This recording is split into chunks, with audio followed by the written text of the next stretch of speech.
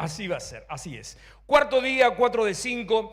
Hablamos el miércoles de preparación, hablamos el jueves de compromiso junto con la cena y con la tormenta impresionante que la mitad de la iglesia no pudo llegar, no pudo venir. Hablamos ayer viernes acerca de la entrega, el momento de la cruz y lo que eso implica para nosotros de entregarnos, de presentarnos delante del Señor. Hablamos también el jueves del pacto de la sangre, hablamos ayer del pacto de la cruz. Y hoy es el día raro.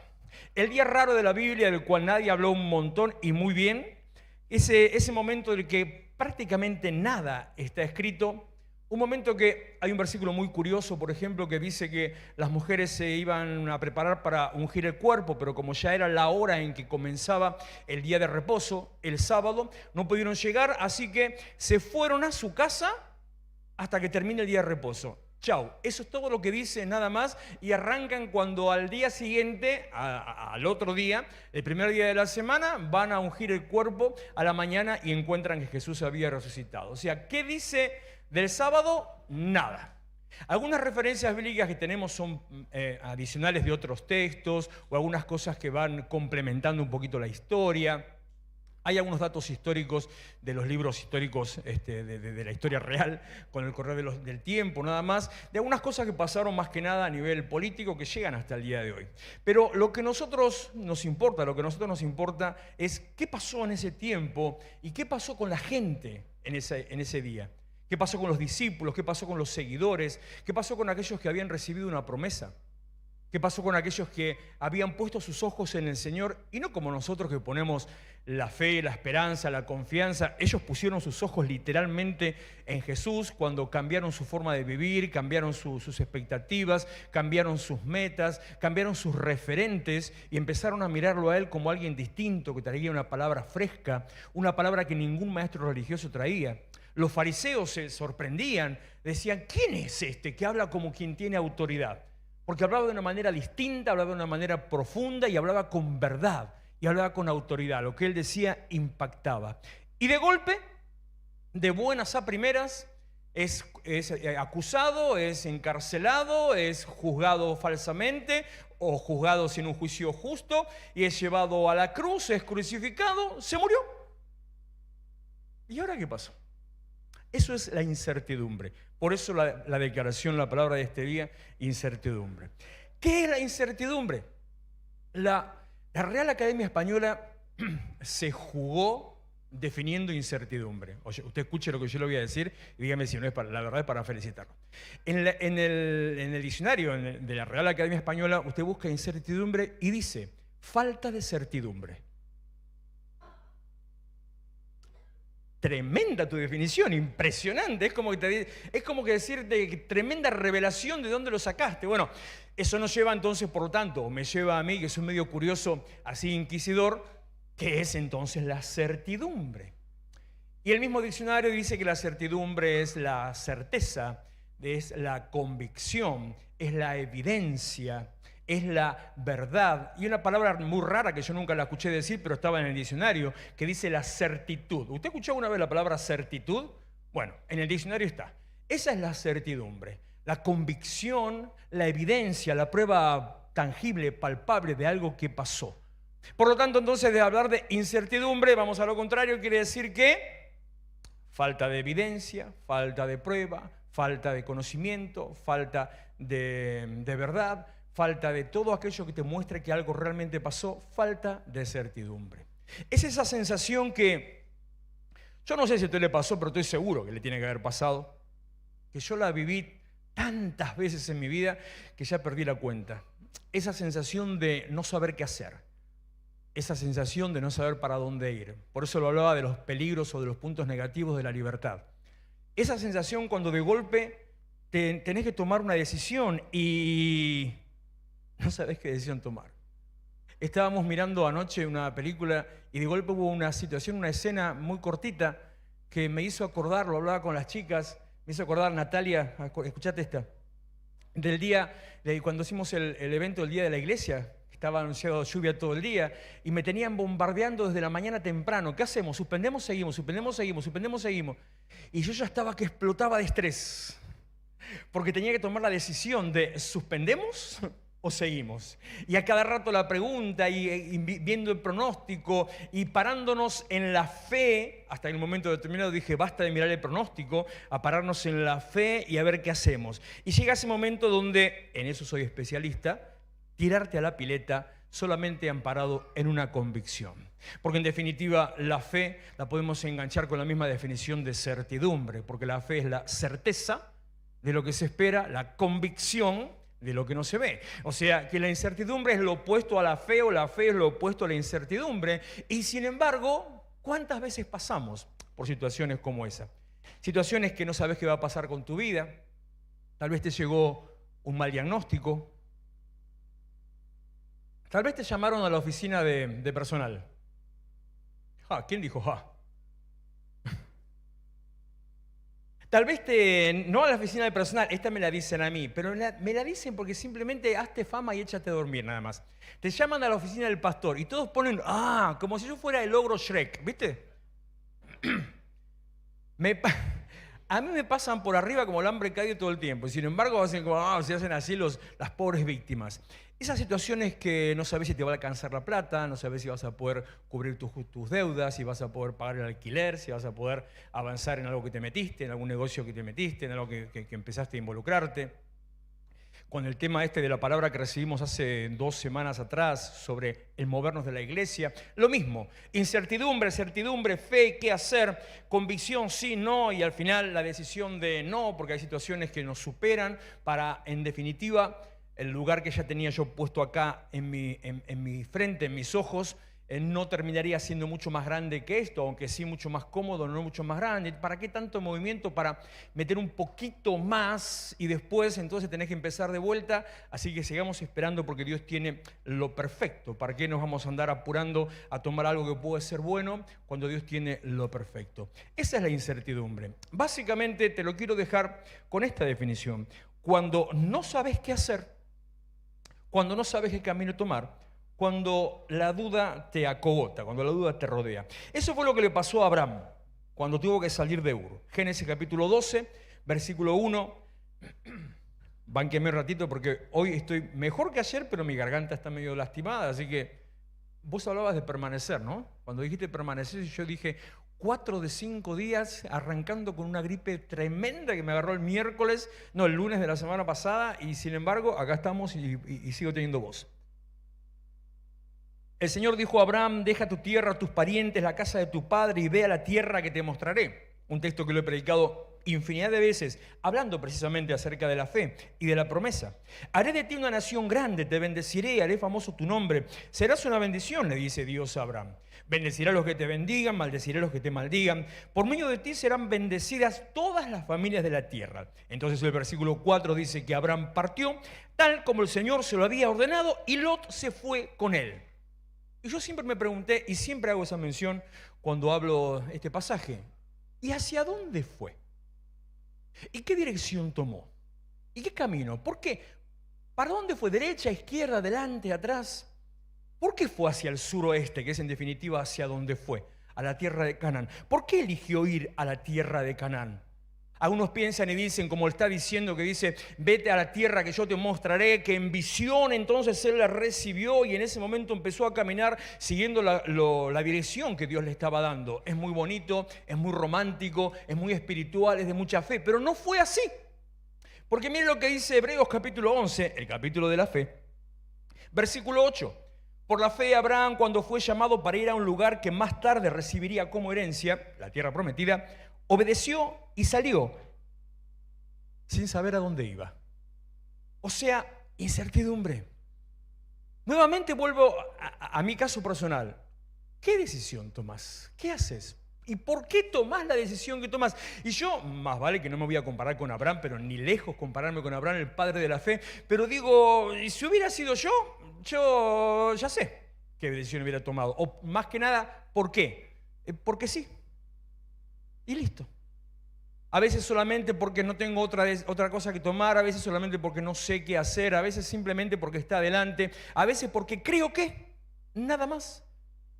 El otro día la pastora me hace una pregunta de algo personal, ¿y por qué decidiste tal cosa? Y digo, yo qué sé. ¿Cómo yo qué sé? Y sí, no sé, ¿de dónde lo sacaste? Y del mismo lado que saco otras cosas, le dije. Fue una súper revelación, muy fundamentada, con mucha evidencia, bien amparada en documentos y en fuentes, que en definitiva es, qué sé yo, no tengo ni la menor idea.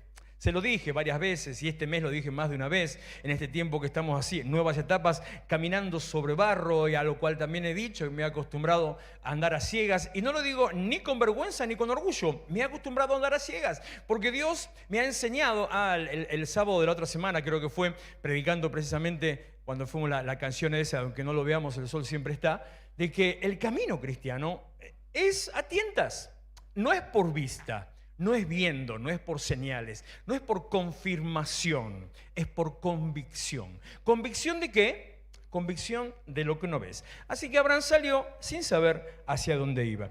La incertidumbre tiene al mismo tiempo una cuota de temor. Porque cuando usted no sabe qué hacer, ¿no le genera un poquito de ansiedad? Nadia en un momento de la administración reprendió me fue la palabra, ¿cómo se llama? El curso de pánico. El ataque de pánico, no lo diga, ya está. Reprendió el ataque de pánico. ¿Qué es un ataque de pánico? Una crisis de ansiedad, un pico de estrés, un momento donde la situación que te está encerrando, te está ahogando porque no sabes qué hacer o porque estás superado de todas las cosas. Hace muchos años se llamaba de otra manera, se le llamaba surmenage a eso. Estás superado, entonces tu cuerpo reacciona y la reacción es palpitaciones, taquicardias, falta de respiración, ahogos, sensación de persecución, te querés encerrar, querés meterte abajo de una mesa. Ese es el famoso ataque de pánico, que sencillamente cuando te agarre eso,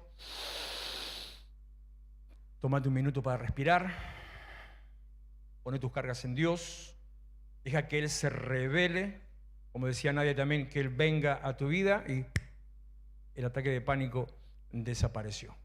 Pero eso, la incertidumbre genera eso. Cuando no sabes cómo estás viviendo, qué está pasando con tu vida. Digo, ¿qué es lo que le pasó a los discípulos en el momento en que Jesús murió? ¿Qué pasó con la gente que lo seguía cuando Él de golpe desapareció del mapa? ¿Qué pasó con los proyectos que tendrían, con las ideas que tendrían? Pienso de golpe, me acuerdo de Pedro y Juan en ese momento que Él se manifestó en su gloria y lo vieron ahí todo como Él era estando con el Padre. Entonces le dicen, oh Señor, qué bueno que estemos acá, hagamos 3 enramadas, una para vos, otra para Elías, otra para Moisés, y así todos juntos vamos a estar viviendo acá por siempre. Y Jesús desapareció. Aquellos que estuvieron en la alimentación de los 5.000, aquellos que vieron el obrar, habrán dicho, se terminó el problema. No hay más miseria, no hay más crisis, no hay más pobreza, hay abundancia. Y Jesús desapareció. Incertidumbre. Y Pedro es uno de los principales que vivió la crisis de incertidumbre. No solamente mientras él estaba, sino cuando el Señor se fue. Y cuando el Señor se fue, durante el momento de la cruz y después del momento de la resurrección y hasta que Él se le apareció cara a cara, Pedro vivió momentos de incertidumbre. Él había recibido, Mateo capítulo 16, había recibido promesas, había recibido dirección de parte de Dios, había sido exaltado de parte del Señor, le había dado un llamamiento, le había dado en cierta manera, lo había posicionado. Había una esperanza que estaba puesta de parte de Pedro en Jesús porque, bueno, él lo había levantado incluso públicamente delante de los demás. Había recibido una revelación, Mateo 16:15. ¿Ustedes quién dicen que soy yo?, preguntó Jesús. Tú eres el Cristo, el Hijo del Dios viviente, afirmó Pedro. Dichoso tú, Simón, hijo de Jonás, dijo Jesús, porque eso no te lo reveló ningún mortal, sino mi Padre que está en el cielo. Yo te digo que tú eres Pedro, sobre esta piedra edificaré mi iglesia, las puertas de los dominios de la muerte no prevalecerán contra ella. La puerta de los dominios de la muerte no prevalecen contra la iglesia. De paso se lo digo, así como que se la tiro. El mundo espiritual, el mundo de las tinieblas no tiene autoridad sobre la iglesia. Se lo repito en palabras de Jesús, porque capaz que usted a mí no me cree, no me crea, pero créale a Jesús. Jesús dijo, y le repito, las puertas de los dominios de la muerte no prevalecerán contra ella. Ella es la iglesia. Verso 19, te daré a Pedro. Te daré las llaves del reino de los cielos. Todo lo que ates en la tierra quedará atado en el cielo, y todo lo que desates en la tierra quedará desatado en el cielo. Y lo único que Pedro pudo atar o desatar son las redes de su barco de pesca o sus sandalias cuando se iba a acostar, nada más, porque Jesús desapareció. Te daré las llaves del reino de los cielos, y a lo sumo podía entrar a su cabaña. Nada más, porque Jesús desapareció. Recibiste una promesa, recibiste una palabra, vino el profeta Curichumbi, te dijo que te ibas a casar este año, que ibas a conseguir novio, que te iba a cambiar el marido, que te iba a dar uno más lindo. A esa le gustó, ¿eh? ¿Por qué le gustó eso? Ahora, ¿así que esa le gustó? Para cachito. Que ibas a conseguir una mujer más linda.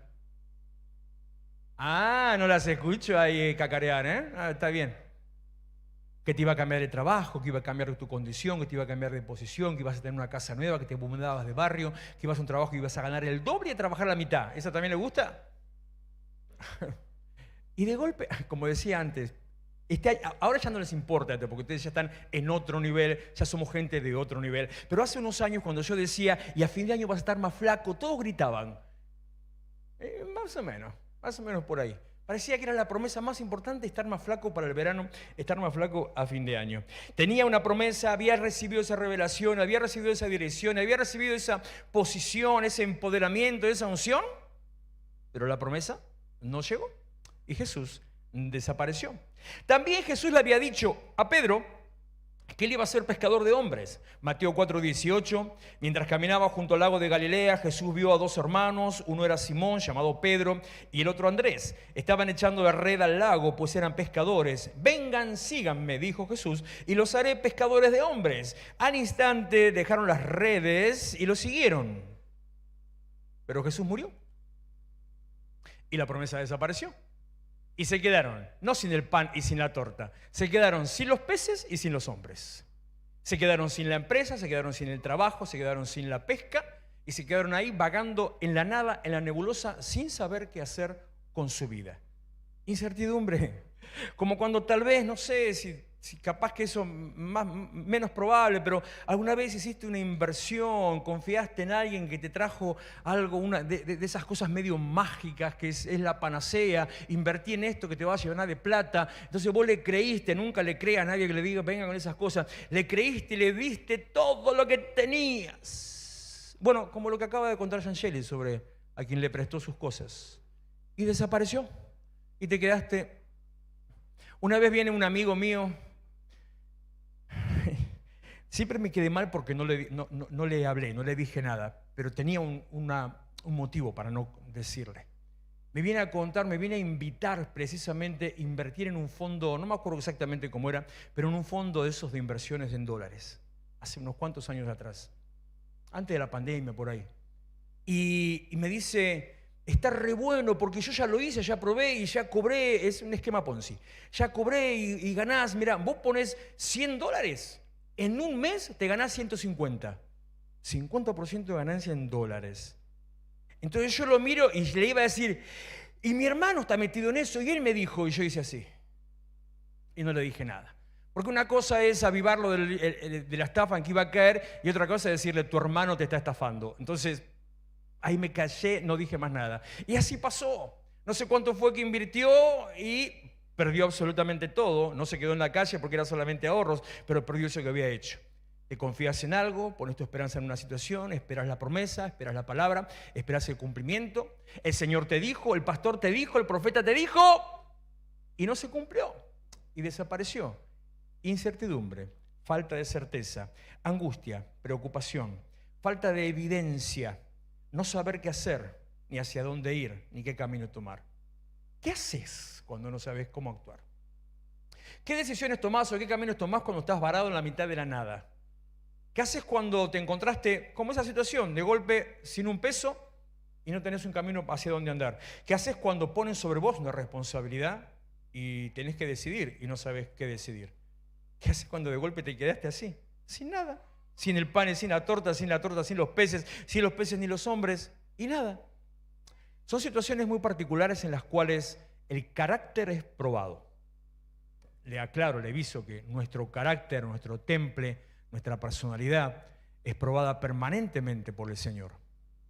Porque Él nos va formando y forjando cada día para sacar lo mejor de nosotros. Entonces, todo el tiempo nos pone en situaciones de presión, bajo presión, para que en esas situaciones hagamos el mejor esfuerzo, saquemos lo mejor de nosotros y eso nos ponga en una posición distinta. Eso es también parte de lo que siempre hablo, que hoy hablaba con uno de los jóvenes, de que el evangelio es acción. El evangelio no es pasivo, el evangelio es activo. Es más, el evangelio no solo es activo, sino que es proactivo. ¿Qué significa ser proactivo? Que va adelante, va al frente, abriendo el camino hacia otros. En todas las situaciones de tu vida ocurre de la misma manera. No es cuestión de quedarte sentado, es cuestión de hacer. En esas situaciones se prueba nuestro carácter, nuestro temple. ¿Qué tenés que hacer? Hubo un hombre en la Biblia que le pasó más o menos lo mismo. Tenía una situación, estaba complicado, estaba en guerra, estaba pasando una crisis política, crisis espiritual, crisis emocional y una crisis de salud. De todo le pasaba. Y tenía un problema. Y le preguntaba a Dios y Dios no le respondía, Dios no le contestaba. El rey Saúl, conoce un poquito la historia seguramente porque varias veces lo hemos predicado. Hablé bastante de ese hombre, más que nada un poquito de Samuel y también de David, que estaban ahí relacionados los tres. Pero tuvo una situación de crisis. Primera de Corintios, capítulo 10, versículo 13 dice esto: ustedes no han pasado por ninguna prueba que no sea humanamente soportable. Y pueden ustedes confiar en Dios, que no los dejará sufrir pruebas más duras de lo que pueden soportar. Por el contrario, cuando llegue la prueba, Dios le dará también la salida, la forma de salir de ella para que puedan soportarla. Pero Saúl estaba en la prueba y la solución no venía. Y en medio de la prueba, la solución tampoco estaba. Él clamaba, preguntaba, pedía y no había respuesta. Y Dios no le hablaba. ¿Qué haces cuando Dios no te habla? Bueno, parece muy místico decir así, ¿no? Capaz que uno va a decir, ay, mirá, dice que Dios le habla. Dios te habla todo el tiempo, en todas partes, de todas maneras. No estoy diciendo ni arrogándome que escuche la voz de Dios, que yo pueda escuchar la voz de Dios, audible de Dios. Jamás en mi vida me pasó, no sé si alguna vez pasará. Tampoco le estoy diciendo la convicción plena de tener una experiencia espiritual, de sentir lo que Dios está diciendo, porque puede ser que pase o puede ser que no. Pero Dios te habla. ¿Se acuerda de Balaam? Cuando la burra se le plantó. Dios te habla por cada burro que tiene camisa azul y se para delante tuyo. Dios te habla. Dios te habla en una película, Dios te habla en una conversación, Dios te habla con un amigo que te encontraste. Dios te habla cuando, no sé, estás viajando. Dios te habla en el mercado, Dios te habla en la verdulería, Dios te habla. Porque Dios está en todas partes, decía anoche, está en todo lugar. Dios te habla. Entonces uno espera que Dios te hable. Pero nadie decía que la música no sería música si no tuviera silencios. Bueno, a veces Dios habla en silencios.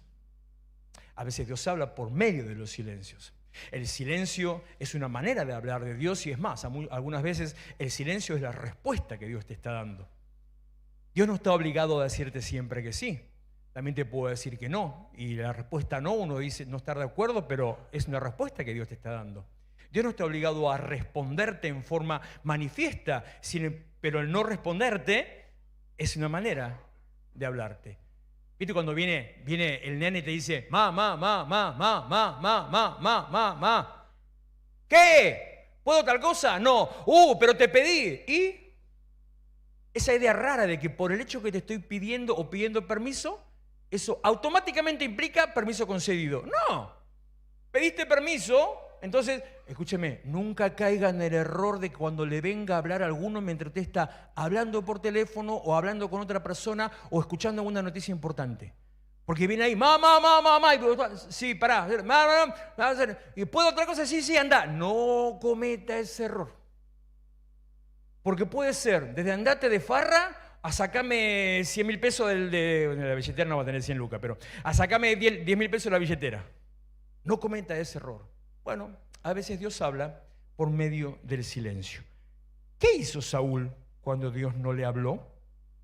1 Samuel 28:3, Samuel murió, fue sepultado en Ramá, que era su ciudad. Todo el pueblo de Israel lloró su muerte. Saúl había expulsado del país a todos los encantadores y adivinos. Había hecho una limpieza de brujería, de brujos, magos, agoreros, todos los bichos raros.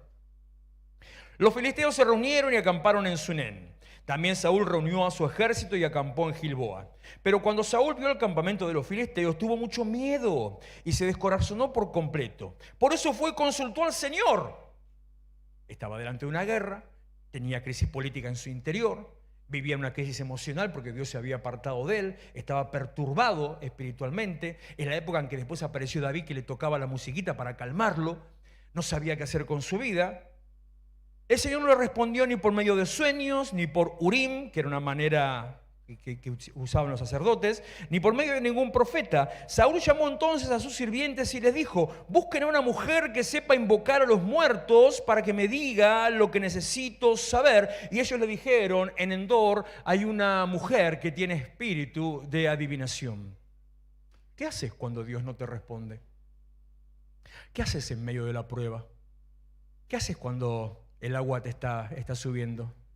¿Qué haces cuando te aprietan los zapatos?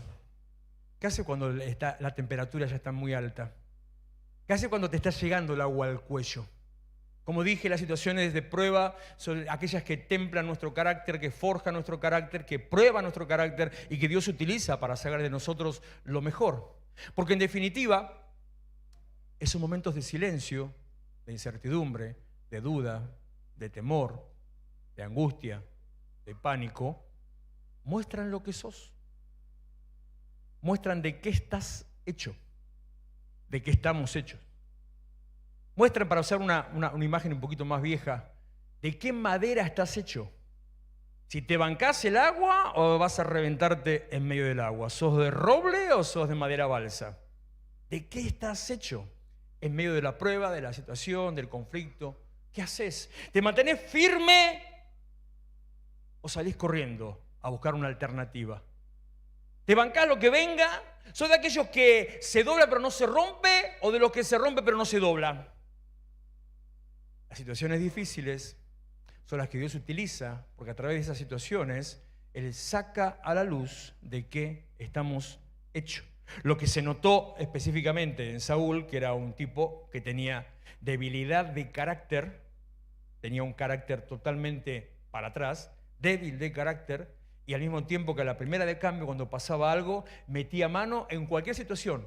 No le importaba ir a lo que él mismo había echado del país e irse a involucrarse en un culto pagano, opuesto y ajeno a Dios. No le importaba, él quería que Dios le conteste y por eso se va a hablar con lo que es enemigo de Dios. Estaba medio pirado. Estaba equivocado. Después viene la situación que aparece Samuel y todo eso, pero no tiene nada que ver con esta cuestión ni es para debatirlo en este momento. Es una manera de probar el temple. Pero Pedro, ante la misma situación, él también probó de qué estaba hecho. A diferencia de Saúl, que tenía ese carácter débil o ese carácter escurridizo, que fue corriendo para buscar cualquier alternativa, Pedro estaba moldeado por el Espíritu de Dios. Pedro era un tipo bastante chapita. Pedro estaba retocado, re loquito. Pedro era el peligro del grupo. El que salía corriendo se las mandaba siempre mal, el bocón, el que tropezaba, el que metía la pata, él todo. Él hacía siempre todo mal. Pero cuando tuvo la revelación de Cristo, que es de lo que le voy a hablar, y cuando posteriormente el Espíritu de Dios vino sobre él, se convirtió en el primero, que por la misma personalidad de ser bocón y mandarse al frente y todo eso, inmediatamente salió ahí, se paró delante de 5.000 y le dijo: esto es lo que dijo el profeta Joel.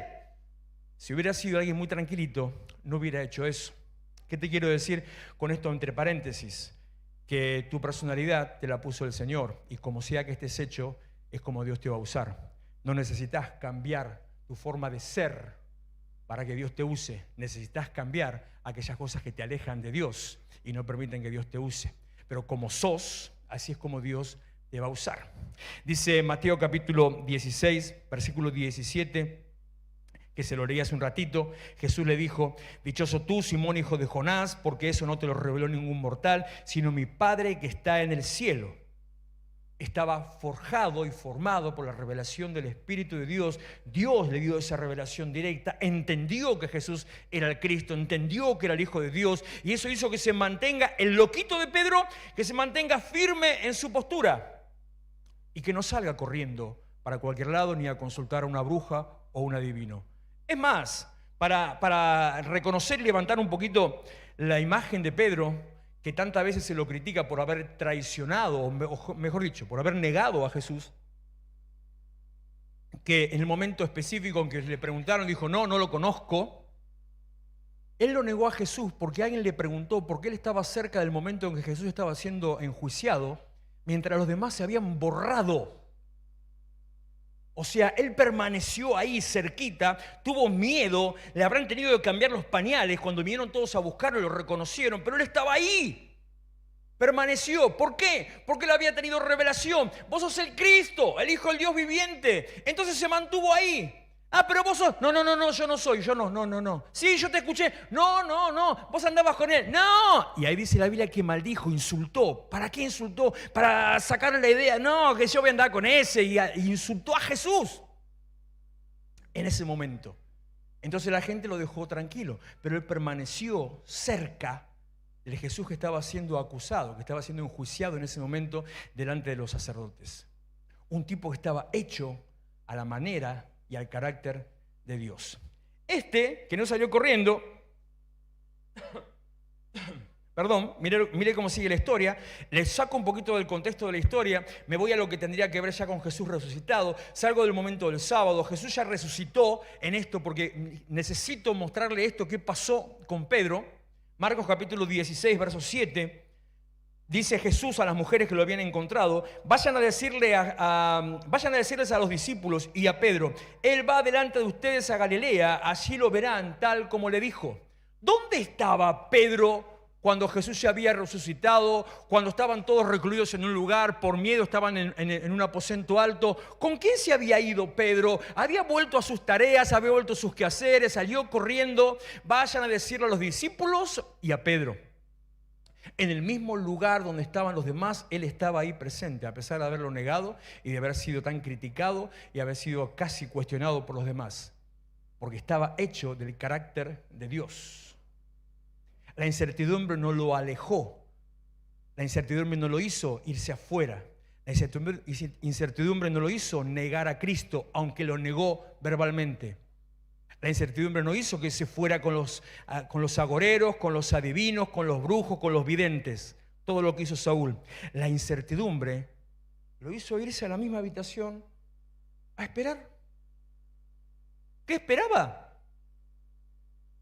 No sé, pero esperaba. A esperar. Yo tengo una convicción personal sobre eso, muchas veces lo he predicado, no me quiero desviar en ese punto, pero él empezó a reconocer algunas situaciones y estaba esperando que algo pase. Yo tengo la convicción de que Pedro no sabía qué iba a pasar, pero estaba esperando que algo pase. Que él estaba convencido de que, no sé qué, algo va a pasar. De que yo de acá no me voy, algo va a pasar. Porque él tuvo revelación. La revelación de que él era el Cristo, la revelación de que él iba a estar puesto por encima, y de golpe Jesús desapareció, pero él tuvo revelación. Entonces la revelación es más fuerte que la incertidumbre, la revelación es más fuerte que la negación, la revelación es más fuerte que el silencio. Cuando tenés convicción, revelación de Dios, aunque Dios no te responda, aunque no veas la respuesta, aunque la promesa no se acerque, aunque todo pareciera que está yendo para atrás, cuando tuviste convicción, revelación de Dios, ahí te quedas quietito. No sé qué. Algo Dios va a hacer. Lucas 24:9, a continuación de esto que el ángel, dije Jesús, que el ángel le dijo a las mujeres, vayan a decirle a Pedro. Lucas 24:9, al regresar del sepulcro, les contaron todas estas cosas a los 11 y a todos los demás. Las mujeres eran María Magdalena, Juana, María la madre de Santiago, las demás que las acompañaban. Pero a los discípulos el relato les pareció una tontería. Así que no le creyeron. Los discípulos que rajaron cuando a Jesús se lo llevaron preso. Les pareció una tontería, así que, ¿qué hablan estas mujeres? Siempre están chismeando, diciendo, ¿qué pavadas están diciendo? ¿Qué saben? ¿Qué dicen? Y siguieron en lo suyo. Pero Pedro en un rinconcito estaba ahí parando la oreja y diciendo, ¿será ahora que está por pasar algo? ¿Será ahora que me va a llegar la señal? ¿Algo me va a decir ahora? Y se quedó ahí esperando. Y se quedó y yo estaría ahí así golpeando algo en la mesa, yo estaría agarrando el celular dándolo vueltas contra la mesa así, estaría así, o estaría abriendo y cerrando, o estaría golpeando, o me estaría, algunos tics que tengo en mis manos, estaría empezando a hacer algo con mis dedos, una cosa así. Algo va a pasar, algo va a pasar, algo va a pasar. Y entonces, mientras ellos decían, así que no les creyeron, versículo 12, Pedro, sin embargo, salió corriendo. ¿Por qué salió corriendo? ¿Se asustó?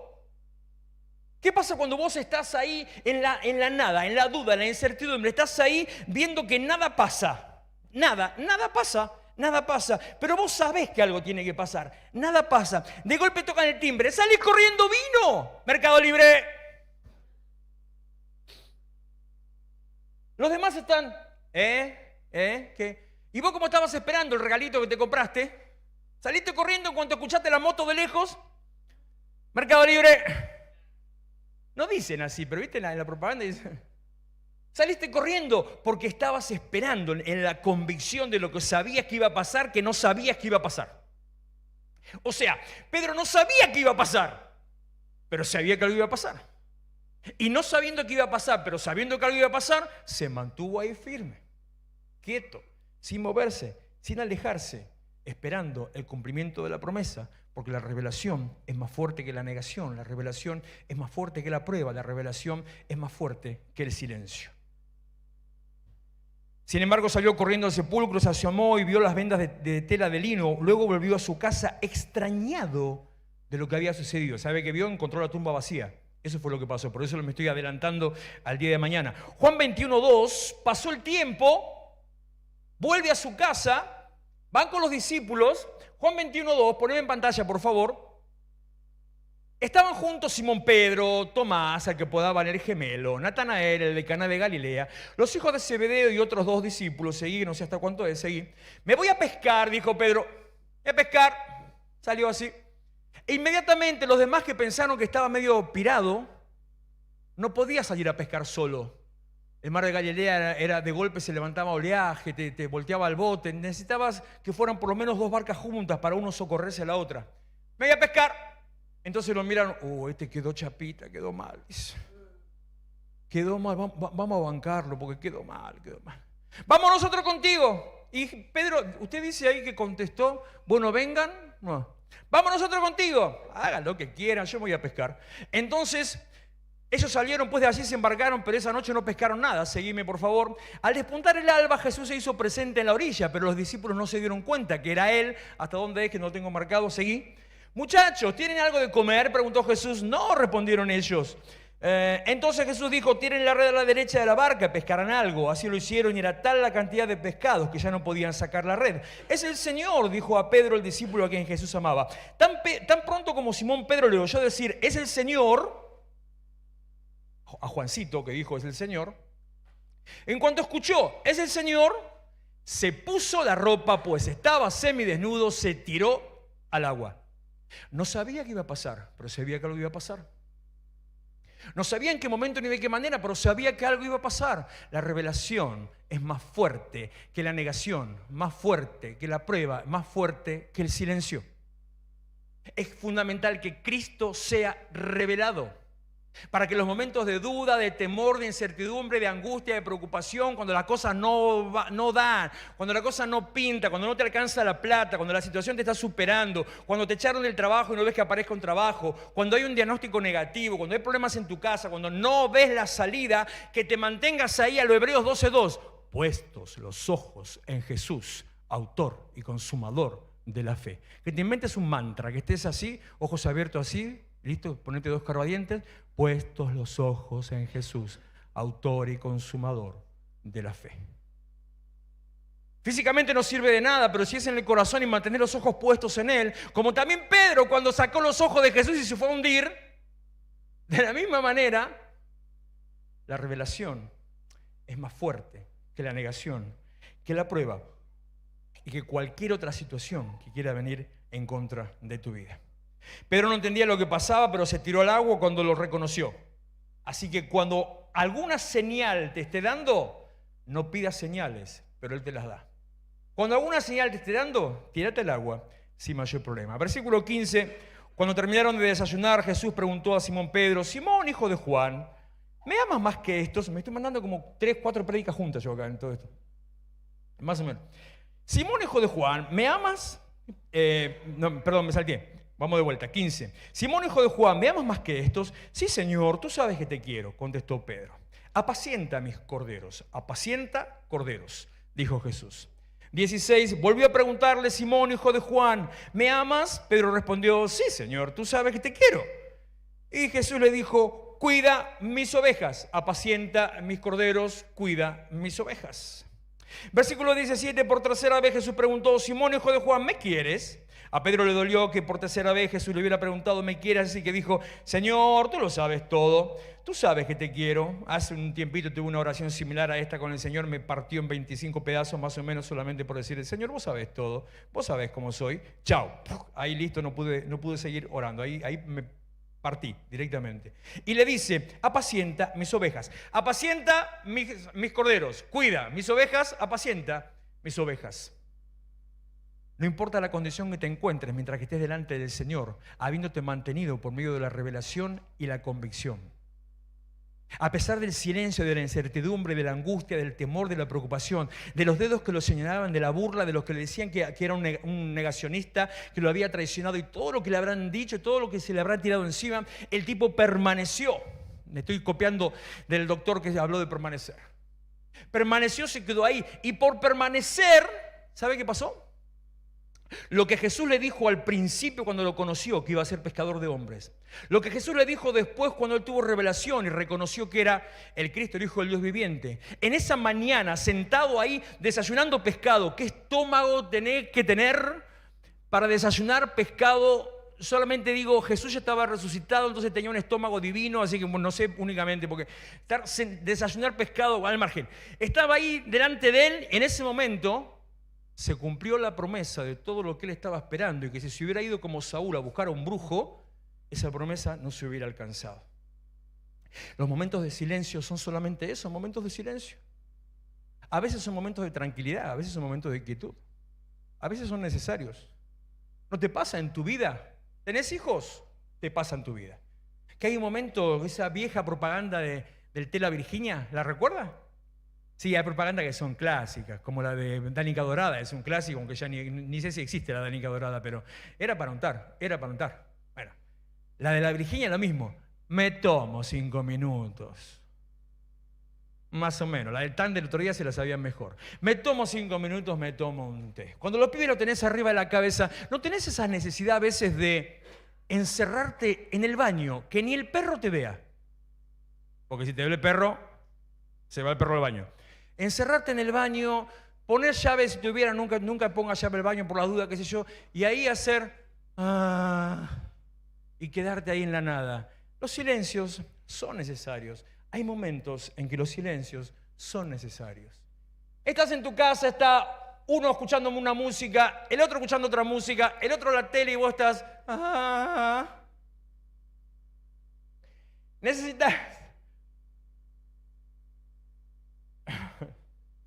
Necesitas irte al fondo a mirar los árboles un rato. Entonces así, ese momento te relaja, te trae paz. Los silencios son necesarios. A pesar de lo que pase, el silencio solamente quiere decir que es silencio y nada más. Después del silencio, después de la duda, después de la incertidumbre, manteniendo la fe, esperando en lo que Dios le dijo que iba a hacer, la promesa se cumplió. El sábado, como le dije, fue un día de silencio total. La Biblia no dice nada. Hay alguna mención después en el libro de Pedro, hay alguna mención en el libro de Judas, que escrito posteriormente, como 50 años después, que enseñan que mientras estuvo muerto, Jesús lo que hizo fue la obra más importante de todo el proceso de Semana Santa, fue a predicarle a los espíritus encarcelados. Eso que si usted alguna vez fue practicante del catolicismo, habrá orado, habrá rezado 1000 veces sin entender 3 cuernos qué quería decir, cuando decía, descendió a los infiernos. Bueno, ese descendió a los infiernos es que él fue a los espíritus encarcelados a predicarles, a decirles, viejo, ya está, cumplí la ley, vamos, ya pueden salir. Eso es lo que fue a hacer, a decirles, consumado está, la obra ya se terminó, listo, vamos.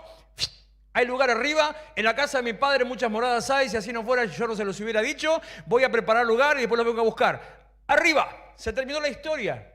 Eso es lo que estaba haciendo en ese momento. Pero a la vista de los demás, Jesús no estaba. Sencillamente había desaparecido. En el medio del silencio, Jesús estaba muerto, los discípulos escondidos, las mujeres esperando para ungir el cuerpo, los sacerdotes negociando con los soldados para encubrir que faltaba el cuerpo de Jesús. El mundo parecía tener control, pero Dios tenía otro plan. Un día de silencio donde nada pasó, ninguna situación pasó, pero en un instante las cosas pueden cambiar. Lo que nadie esperaba, bueno, eso lo tendría que decir mañana, pero lo que nadie esperaba, de golpe cambió el mundo, cambió la historia, cambió la revelación. Cuando ya estaban todos ahí esperando que algo pase o no esperando que pase nada, Pedro estaba esperando, de golpe algo pasó. Que Dios no te responda no quiere decir que Dios no te escuche. Que Dios no te responda solamente quiere decir que te está respondiendo. Que la promesa no llegue no quiere decir que no va a llegar, solamente quiere decir que todavía no llegó. Que Dios no te hable no quiere decir que a Dios no le importes, solamente quiere decir que Dios no te está hablando, nada más. Por algo que Eclesiastés dice, todo tiene su tiempo. ¿Para qué te va a hablar antes de tiempo o después de tiempo? ¿Intentaste alguna vez hablarle a alguien cuando no te está entendiendo lo que le estás diciendo? ¿Intentaste conversar con alguien o en una discusión, hablar con alguien cuando está en otra y vos querés decirle, meter y nada? ¿Intentaste meterte en medio de una conversación ajena o discusión ajena a querer apaciguar y están entre los dos ahí y vos... Y por más que decís, capaz que se están peleando porque se perdió un vaso y vos tenés ese vaso en la mano, se lo estás mostrando y nada. ¿Qué haces? Te das media vuelta y te vas.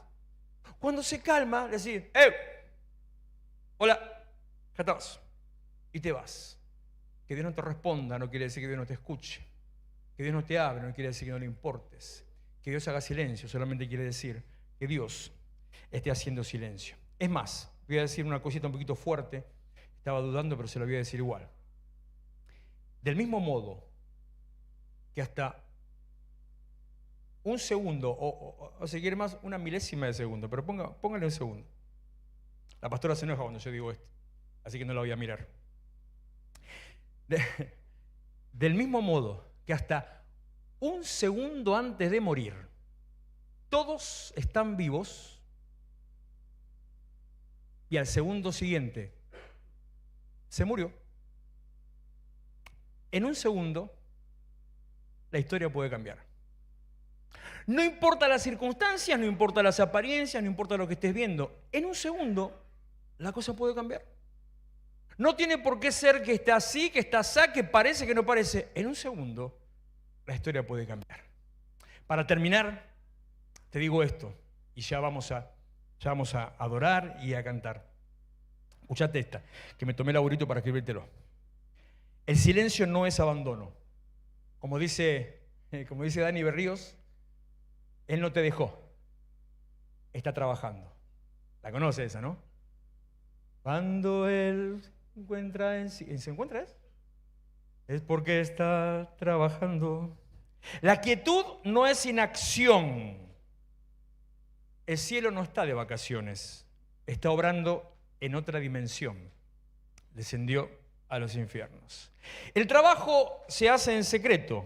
Las promesas crecen como semillas, primero en lo oculto y recién después en lo visible. Primero se pudre la semilla, después se rompe la cutícula, sale la radícula, empieza a crecer, se forma la raíz y recién ahí más o menos empieza a salir la primera hojita que usted ve arriba. Y lo último que te quiero decir, el sábado no es el final.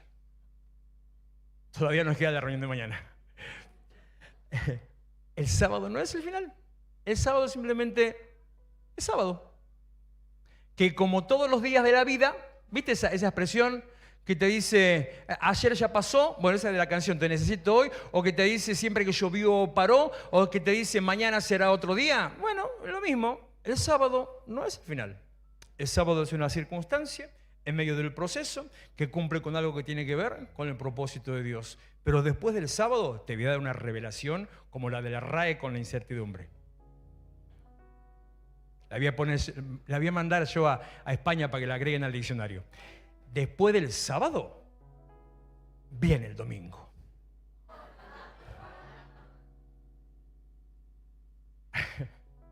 Y el domingo Jesús resucitó.